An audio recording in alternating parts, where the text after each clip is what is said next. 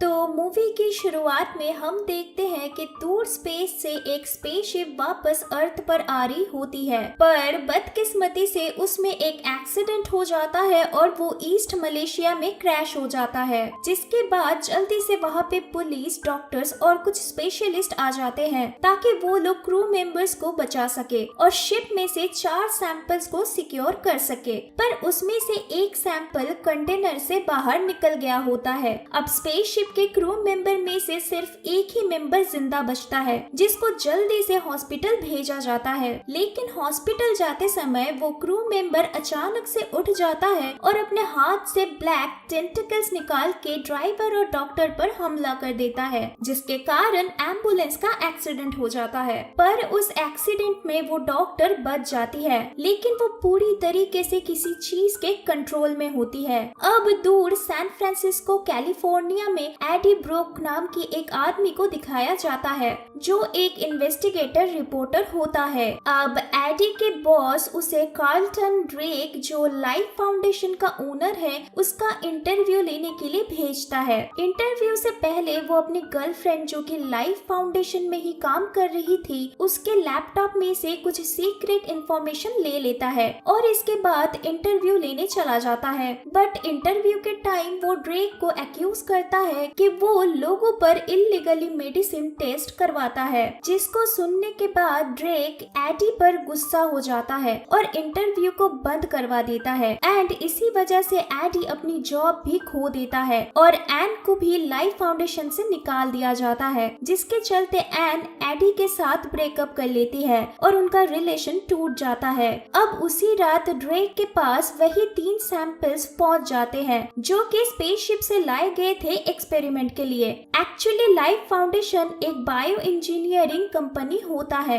जहां Drake space में एक नया हैबिटेबल वर्ल्ड ढूंढने की कोशिश कर रहा था, ताकि इंसान फ्यूचर में स्पेस में जाके रह सके। अब इधर उस डॉक्टर को दिखाया जाता है, जो किसी चीज के कंट्रोल में थी। वो मार्केट में कुछ लोगों पर हमला कर देती है और फिर एक बूढ़ी औरत को अपने कंट्रोल में कर लेती है। अब 6 महीने बाद सैंपल, जिन्हें पैरासाइट या फिर सिम्बियोट बोला जाता है, उनको एनिमल के साथ टेस्ट करते हुए देखते हैं, जहां ड्रेक डोरा को, जो लाइफ फाउंडेशन की ही एक साइंटिस्ट होती है, उसे फोर्सफुली ह्यूमन ट्रायल करने के लिए बोलता है। अब इसके बाद हम एडी को देखते हैं, जो जनरल स्टोर के बाहर मारिया नाम की एक गरीब औरत को पैसे दे रहा होता है। इसके बाद सामान लेने के टाइम एक आदमी उसी शॉप में आता है और ओनर को गन दिखा के सारे पैसे लूट के चला जाता है, पर एडी उधर होते हुए भी कुछ नहीं करता है।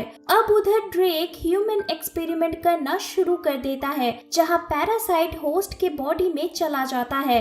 एक्चुअली इस सिम्बियोट को सरवाइव करने के लिए एक ऑक्सीजन ब्रीदिंग होस्ट की जरूरत होता है, लेकिन होस्ट इनकम्पैटिबल होने के कारण एक्सपेरिमेंट फेल हो जाता है और उस इंसान की मौत हो जाती है, क्योंकि वो सिम्बियोट किसी भी रैंडम पर्सन के साथ बॉन्ड नहीं कर पाता है। अब क्योंकि इस एक्सपेरिमेंट से इनोसेंट लोगों की जाने जा रही थी, तो डॉक्टर डोरा एडी से हेल्प मांगने चली जाती है, ताकि वो ड्रेक को एक्सपोज कर सके। बट एडी डोरा को मना कर देता है कोई भी मदद करने के लिए। अब इसके बाद चलते चलते एडी एन के घर के बाहर आ जाता है, क्योंकि वो उसे बहुत मिस करता था, पर एन उससे ज्यादा बात नहीं करती है और अपने करंट बॉयफ्रेंड के साथ अंदर चली जाती है।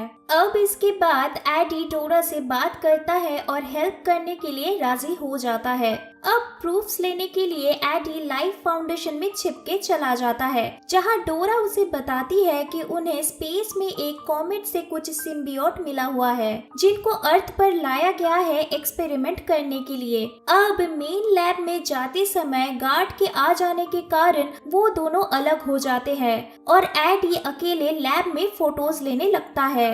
लेकिन तभी वो एक रूम में मारिया को बंद हालत में देखता है और उसे बाहर निकालने के लिए रूम का ग्लास तोड़ डालता है, पर पैरासाइट की वजह से वो एडी का गला दबा लेती है, जहाँ देखते ही देखते मारिया के अंदर से सिम्बियोट एडी के अंदर चला जाता है और मारिया मर जाती है। अब अलार्म बजने के कारण गार्ड्स उसका पीछा करने लगते हैं, पर वो जैसे तैसे वहाँ से बच के भाग जाता है। अब घर आने के बाद उसको बहुत तेज भूख लग जाती है और वो खाना खाने लगता है। इसके बाद जब वो अपने आप को आईने में देखता है तो अचानक से उसकी आंखें बदल जाती है और उसको आवाजें सुनाई देने लगती है, जिससे वो बहुत डर जाता है और बेहोश हो जाता है। अब कुछ टाइम बाद जब उसको होश आता है तो वो एन से बात करने की कोशिश करता है। फिर जैसे ही उसको पता चलता है कि वो एक रेस्टोरेंट में है तो वो वहाँ जबरदस्ती घुस जाता है और एन को ड्रेक के बारे में बताने लगता है, पर तभी पैरासाइट को भूख लगने की वजह से वो दूसरों का खाना खाने लगता है और खाते हुए जब उसे बहुत गर्मी लगती है तो वो एक फिश टैंक के अंदर जाके बैठ जाता है और जिंदा लॉबस्टर को खाने लगता है। अब एन के साथ वहाँ पे उसका बॉयफ्रेंड डैन भी होता है, जो एक डॉक्टर था, तो वो एडी का चेकअप करवाने के लिए उसको अपने साथ हॉस्पिटल ले जाता है। अब हॉस्पिटल में एमआरआई स्कैन करते वक्त एडी के अंदर में सिम्बियोट अजीब सा रिएक्ट करने लगता है। एडी के पेन को देखते हुए डैन एमआरआई स्कैन को रोक देता है और टेस्ट रिजल्ट्स आने तक उसे घर जाने के लिए कहता है। अब घर पहुंचने के बाद एडी को अपने पड़ोसी के रूम में से बहुत हाई फ्रीक्वेंसी की आवाज आने लगती है। अब क्योंकि हाई फ्रीक्वेंसी और फायर से सिम्बियोट हर्ट होते हैं तो वो पैरासाइट गुस्सा हो जाता है और पड़ोसी के घर में जाके उसको डरा देता है। अब इधर ड्रेक को दिखाया जाता है, जिसको सब कुछ पता चल गया होता है कि डोरा ने ही मदद किया है किसी को लैब के अंदर घुसने में। वो अपने सिम्बियोट को वापस पाने के लिए डोरा से सब कुछ सच उगलवा लेता है और उसे मार डालता है एंड एडी के घर पर उसके लोगों को भेज देता है। अब गार्ड्स वहाँ पे पहुँचते ही एडी उनके सामने सरेंडर करने लगता है, पर पैरासाइट उसके बॉडी को कंट्रोल करके उन सबको मार के बाइक पर भागने लगता है, पर तभी उसके पीछे बहुत सारे ड्रोन्स और गाड़ियां पड़ जाती है, लेकिन वो पैरासाइट की मदद से उन सब से बच के वहाँ से निकल जाता है। पर तभी वो एक कार से टकरा जाता है, जिससे उसके हाथ पैर टूट जाते हैं, पर तभी पैरासाइट उसको हील कर देता है और वो पानी में कूद के वहाँ से भाग जाता है। अब यही सब देखने के बाद ड्रेक को समझ आ जाता है कि एडी सिम्बियोट के साथ बॉन्ड बनाने में सक्सेसफुल हो चुका है। अब दूर आने के बाद पैरासाइट अपना नाम वेनम बताता है और एडी से डील करता है कि अगर वो कोऑपरेट करेगा तो वो उसे जिंदा रखेगा, वरना उसके लिए अच्छा नहीं होगा। पर इधर दूसरी तरफ हम उस मिसिंग सिम्बियोट को देखते हैं जो रैंडम ह्यूमंस के साथ बॉन्ड बनाते हुए मलेशिया से यूनाइटेड स्टेट्स तक पहुंच जाता है। अब इधर एडी के मेडिकल रिपोर्ट्स आने के बाद एन एडी से कांटेक्ट करती है, पर एडी उससे दूर रहने के लिए बोलता है। इसके बाद वो अपने पुराने ऑफिस में चला जाता है, पर वहाँ उसका दोस्त रिचर्ड उसे अंदर घुसने नहीं देता है, लेकिन वेनम उसको मदद करता है और एडी उसके एक्स बॉस के कैबिन में जाके लाइफ फाउंडेशन के खिलाफ जो प्रूफ्स उसने इकट्ठा किए थे वो रख के आता है। लेकिन बाहर जाते टाइम वहाँ स्पेशल फोर्स आ जाती है और उसे घेर लिया जाता है। एडी उन्हें वार्निंग भी देता है, पर वो लोग उस पर हमला करने लगते हैं। अब उनसे बचने के लिए एडी वेनम की मदद से उनको मारने लगता है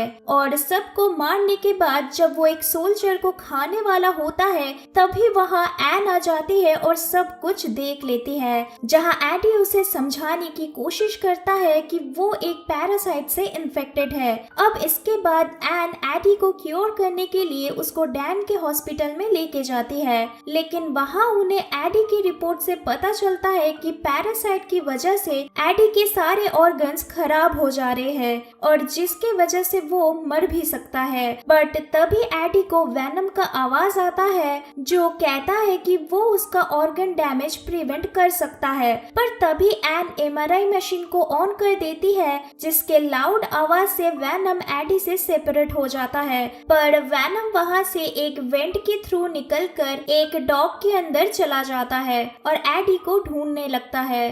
अब इधर ड्रेक को दिखाया जाता है जो अपनी लैब में एक छोटी बच्ची से मिलता है, लेकिन उस बच्ची के अंदर से पैरासाइट निकलता है और वो ड्रेक के अंदर चला जाता है। अब इधर एडी को ड्रेक के लोग पकड़ लेते हैं और उसको लैब में लेके आते हैं, जहां एडी को पता चलता है कि ड्रेक के अंदर भी रायट नाम की एक पैरासाइट है जो बहुत ही स्ट्रॉन्ग है और वो वैनम का लोकेशन जानना चाहता है, लेकिन एडी उससे कुछ भी बताने से मना कर देता है, जिसके कारण ड्रेक के लोग उसको मारने के लिए जंगल में लेके जाते हैं। अब इधर वैनम उस डॉग से निकलकर एन के अंदर चला जाता है और एडी को जाके बचा लेता है। इसके बाद वैनम एन के बॉडी से निकलकर एडी के बॉडी में चला जाता है और बताता है कि वो एडी के साथ ही अर्थ पर रहना चाहता है, क्योंकि अब ये जगह उसको पसंद आने लगी है और एडी के साथ बॉन्डिंग के बाद उसका नजरिया भी बहुत बदल चुका है और इसीलिए अब वो अर्थ को बचाना चाहता है।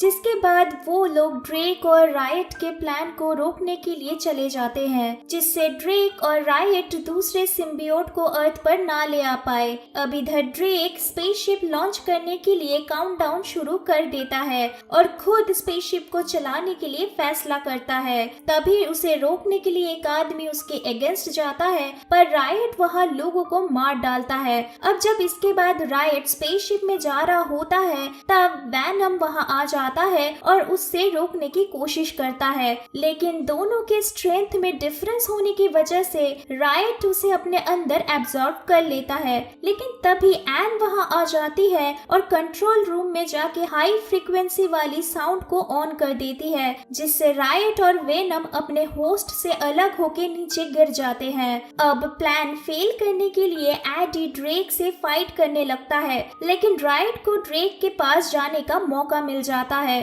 और वो एडी पर हमला कर देता है। अब इसके बाद जब वो स्पेसशिप में चला जाता है, तभी पीछे से वैनम धीरे से एडी को हील कर देता है और रायट के वेपन से स्पेसशिप को डिस्ट्रॉय कर देता है। अब एक्सप्लोजन से रायट और ड्रेक मर जाते हैं, लेकिन इधर एडी को ब्लास्ट से बचाने के लिए वैनम खुद को सैक्रिफाइस कर देता है और उसे गुड बाय बोल देता है। अब उस इंसिडेंट के बाद एडी एन से मिलता है, जहां वो दोनों वैनम के बारे में बातें करते हैं और इसी दौरान हम एडी के अंदर से वैनम का आवाज सुन पाते हैं, जिससे पता चल जाता है कि वैनम अभी भी जिंदा है और वो भी उस हादसे से बच गया था। लेकिन ये बात एडी एन को नहीं बताता है और उससे छुपा कर रखता है।